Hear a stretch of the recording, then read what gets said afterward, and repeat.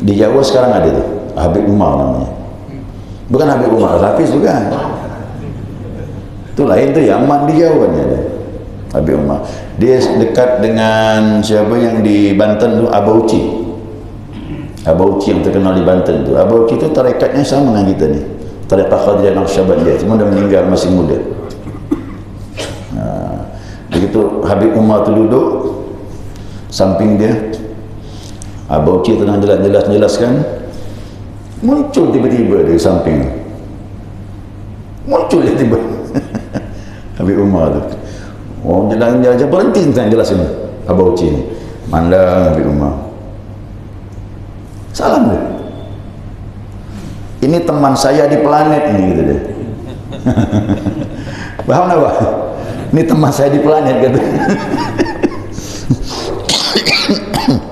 Jadi Abauci itu yang membuka Habib Umar tu, tentang kewalian dia.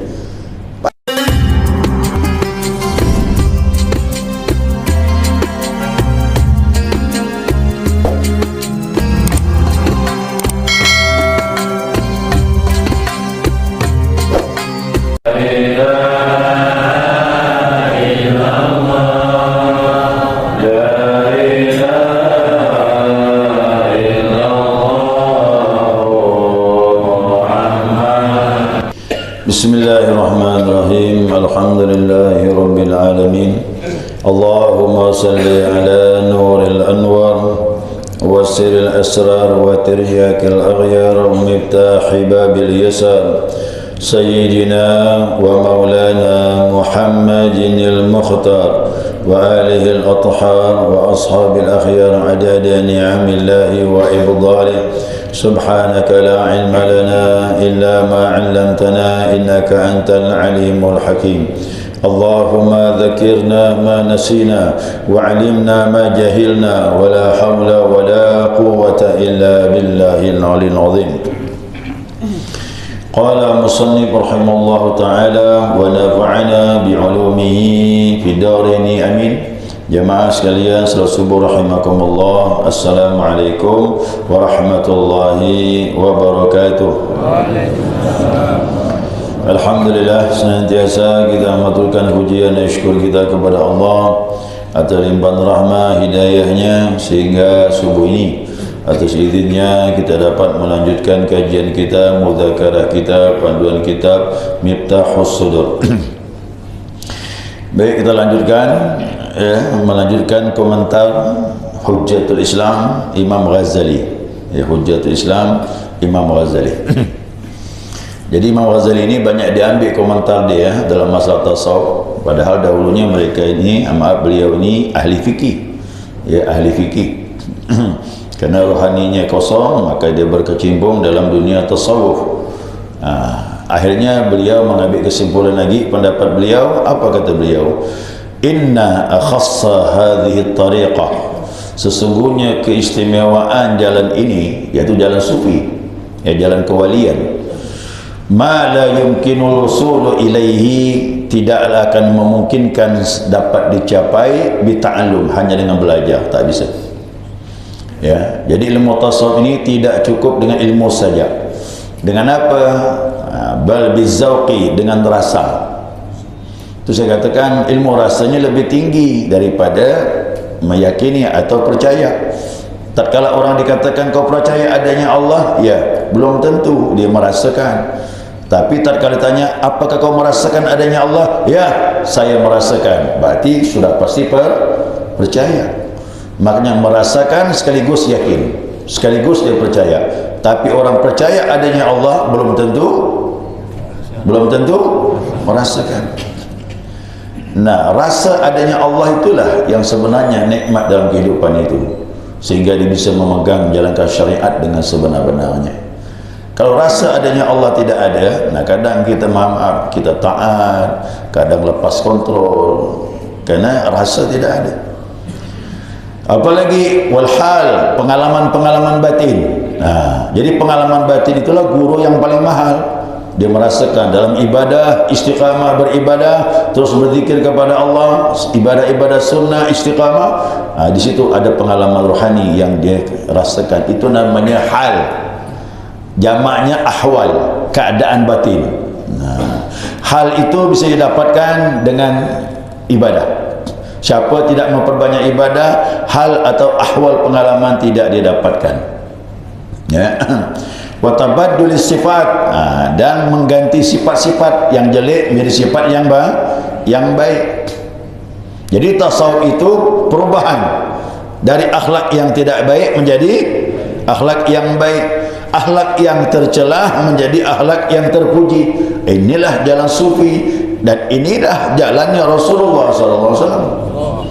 Nabi kepingin kita ni umatnya menjadi orang yang baik, akhlak yang baik. Tak ada jalan, kata Imam Ghazali, ini jalannya yang bisa merubah dirimu. Hal yang tidak baik jadi baik, yang jelek jadi terpuji.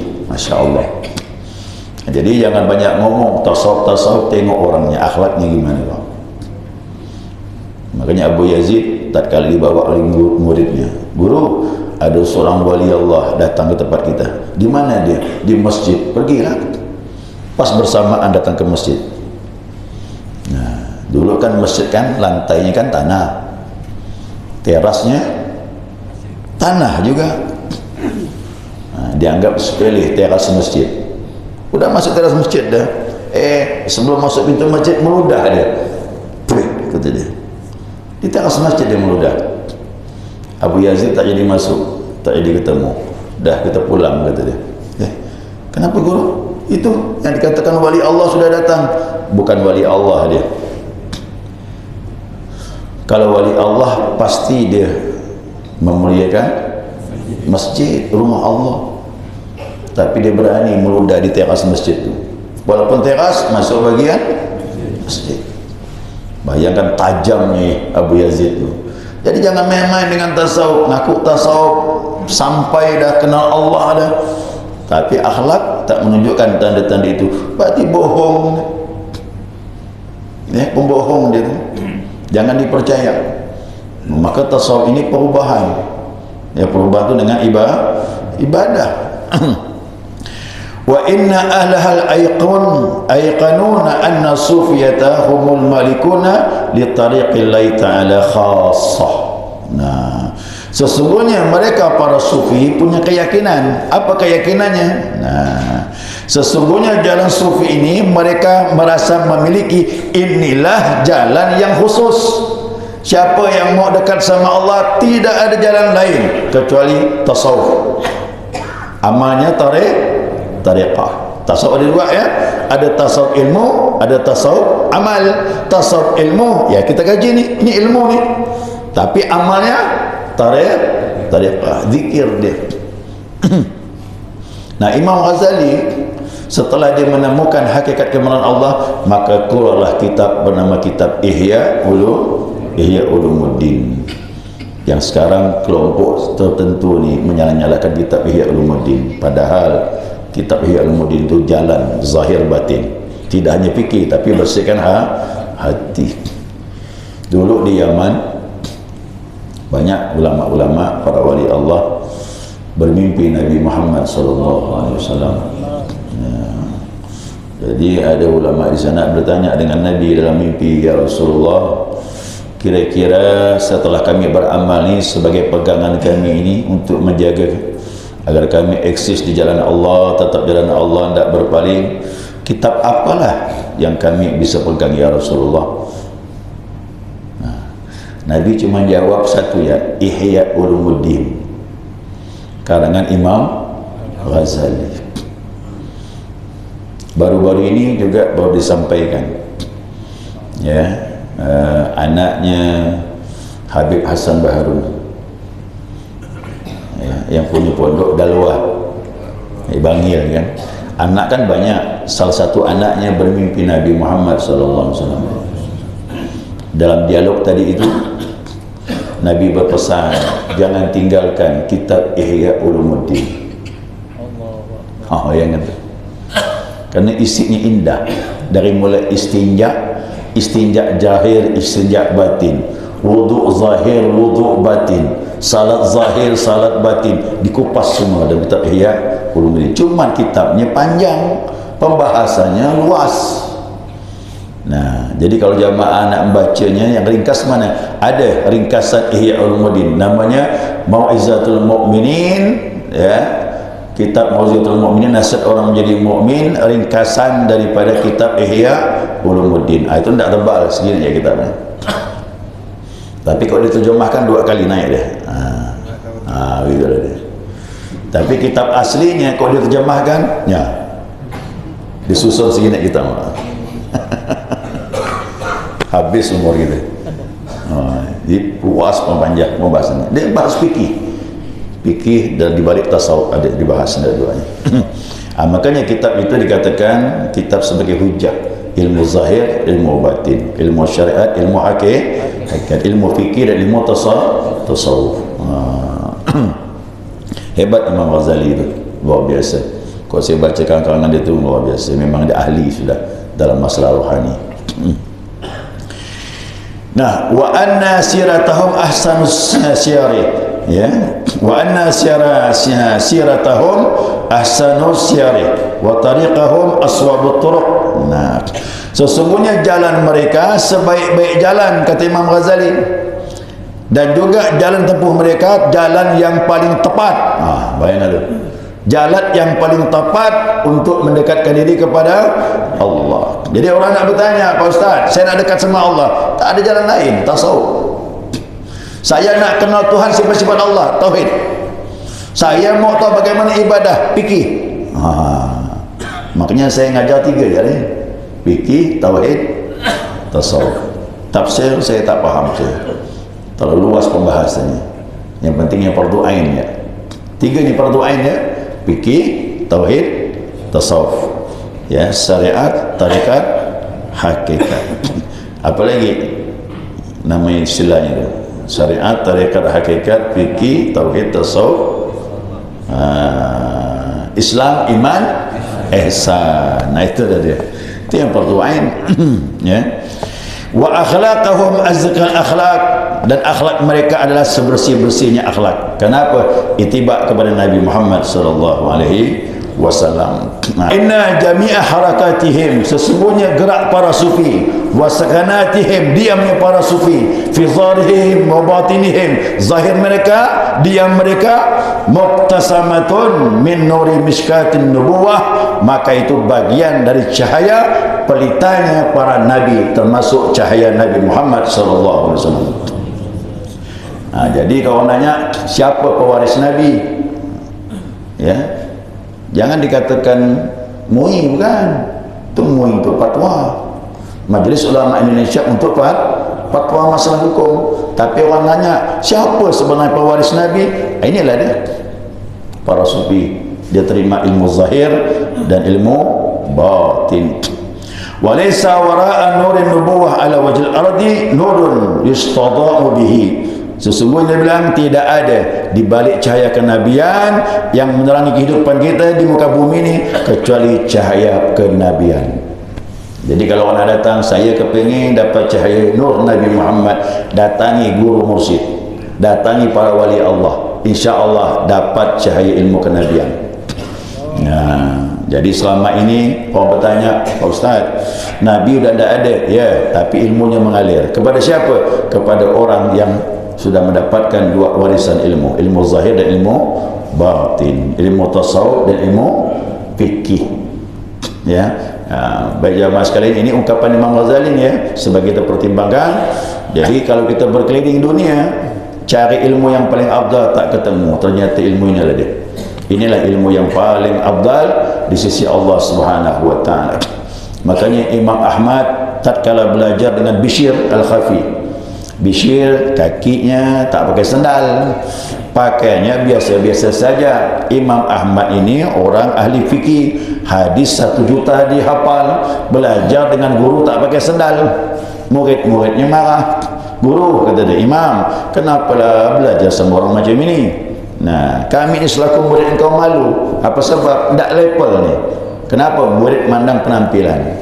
Apa kata Imam Ahmad bilang? Aku belajar sama guru yang lain, belajar Al-Quran, ilmu tafsir, aku faham. Aku belajar ilmu hadis, aku faham hadis Nabi. Aku belajar ilmu tentang fikih hukum-hukum Allah, aku faham fikih. Kau tahu tak, aku belajar dengan dia ni, Bishr Hafi ni, dia mengantarkan aku kenal kepada Allah. Mana lebih afdal? Kita belajar fikih, paham hukum Allah. Kita belajar hadis, paham ucapan utusan Allah. Kita belajar ilmu tafsir, paham makna kalimat-kalimat Allah. Tapi aku belajar sama dia, paham dengan Allah yang sekaligus. Mana lebih afdal? Tentu paham sama Allah, itu puncaknya ilmu. Itu namanya arif billah, mengenal Allah. Artinya kata Imam Ahmad bin Hanbal, aku belajar dia ni, dia membawa aku kenal Allah. Itu yang membedakannya. Ya. Jadi kadang-kadang para sufi ni, mohon maaf, penampilan tu biasa-biasa je. Biasa-biasa je. Dulu ada di Pontianak itu, pakainya dia pakai jas, bajunya agak lusuh lah, tapi tak ada bau. Di Jawa sekarang ada tu, Habib Umar namanya. Bukan Habib Umar, Hafiz bukan. Itu lain tu, Yaman di Jawa ni ada Habib Umar. Dia dekat dengan siapa yang di Banten tu, Abauci. Abauci yang terkenal di Banten tu. Abauci tu tarekatnya sama dengan kita ni, tarekat Qadiriyah Naqsyabandiyah, cuma dah meninggal masih muda.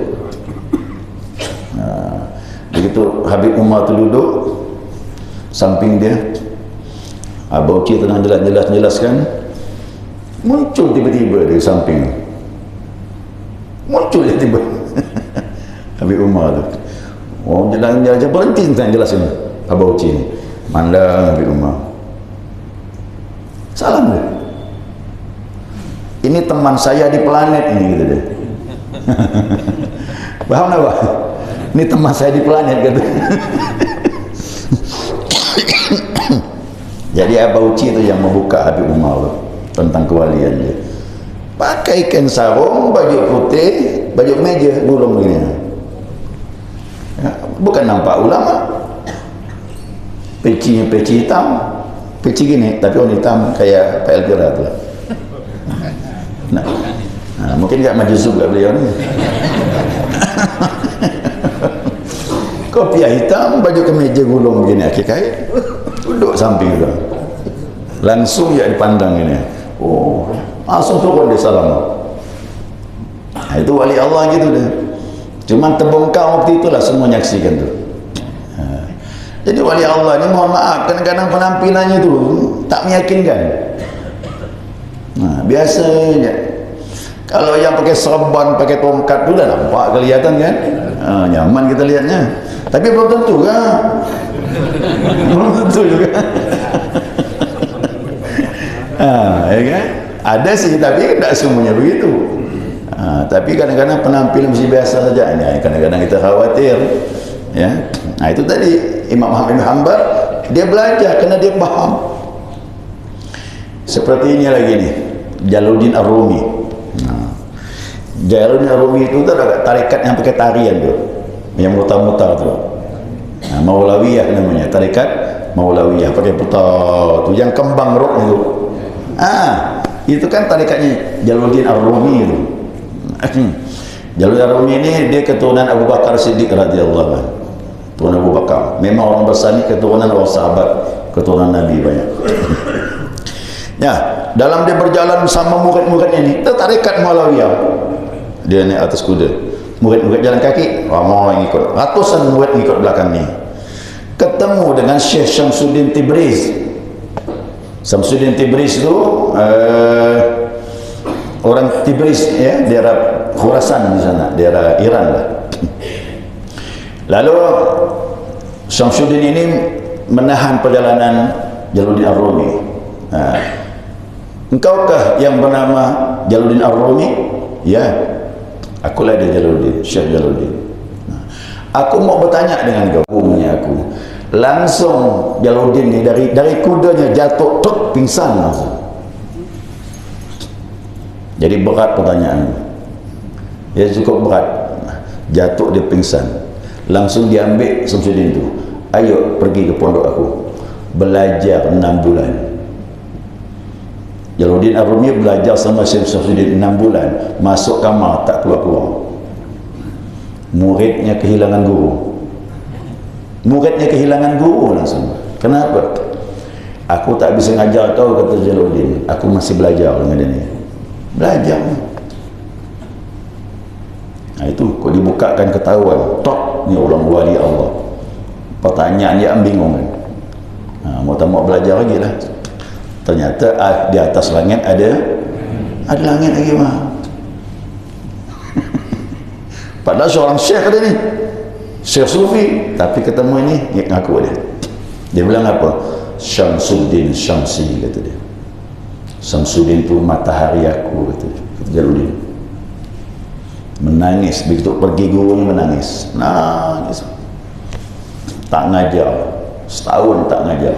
Muridnya marah sampai mau dibunuh Syamsuddin gara-gara dia lah ni guru, aku tak ngajar kita lagi, kata. Tapi begitu gurunya diusir, pergi gurunya, menangis Jalaluddin ni mencari guru. Tu Pak, kau cinta guru tu gitulah dia, sedih. Kau kita cerita dari Suraya tu, kau abah tu pergi ke rumah Wakil Talqin sekali je, gembira luar biasa. Apalagi kehilangan guru. Guru tu wali Allah, kasihnya seperti kasih dengan Nabi Muhammad SAW. Tu cinta guru lain. Guru kalau wali Allah, kita habis-habisan cinta dia. Ya, itu cerita para awal ini unik memang. Ya, seperti itulah Allah beri anugerah kepada siapa yang dikehendakinya. Segera cukup. Ada pertanyaan, silakan, satu je lah. Ya. Rasa pengalaman dengan apa yang dirasakan setelah ibadah. Kita sering mendengar ungkapan guru-guru kita bahwa ketika kita bertauhid kepada Allah, ada namanya yakin, ada namanya hakul yakin, ada namanya ainul yakin. Ya, mungkin kira-kira bisa jelaskan kepada kita. Ya, terima kasih. Ceritakanlah Mekah tu. Diceritakan Mekah. Ciri-cirinya Mekah sebuah lembah, di situ ada Kaabah, ada Masjidil Haram dan sebagainya, sehingga fahamlah kita dengan ilmu tadi yang disampaikan.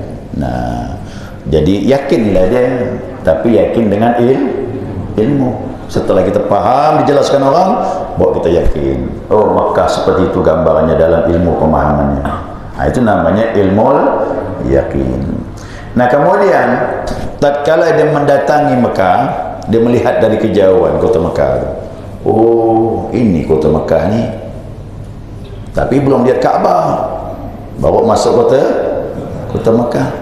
Oh, gini ciri-ciri kota Mekah ni. Kena mandang tadi namanya ainul, mata hati sudah mulai melihat gambaran bagaimana kota Mekah ni. Nah, begitu dia masuk langsung pas depan Kaabah, itu namanya hakul yakin. Dia pegang-pegang ni Kaabah tu. Oh, gini Kaabah ni. Gitulah gambarannya. Diceritakan ilmu yakin. Mandang dari jauh ainul yakin. Masuk ke dalam hakul gitu dia. Macam orang kahwin nak minang. Kau nak minang siapa? Minang siapa lah nama ya? Mina. Nak minang Mina. Si bapaknya bilang, mau tak kau kahwin ni nak? Sama siapa? Sama Mina. Macam mana ciri-cirinya? Ya, cantik, hidung macung, mata bulat, dia punya alis bak semut beriring jalan, dagunya panjang benar kaya? Enggak, panjang sedang-sedang. Pokoknya cantik, kau takkan kecewa lah. Dari ciri-ciri disebutkan tadi, namanya ilmu. Dapat ilmu dah dari ayah tadi, beritahu calon dia ni. Kemudian bila minang ni ya, bulan depan lah minang, diketemukan lah, tapi tak boleh dekat, jauh sikit. Oh ini mau kau kahwin mana ni? Boleh lah. Bila kahwin? Bulan depan. Tak sabar lah. Jadi begitu mandang namanya ainul yakin. Nikah lah. Begitu nikah, satu kamar, kumpul lagi, dapat ilmu rasa lagi. Itu namanya hakul. Jelas tu. Alhamdulillah, subhanakallahumma wa bihamdika asyhadu an la ilaha illa anta astaghfiruka wa atubu ilaik. Allahumma shalli ala Muhammad.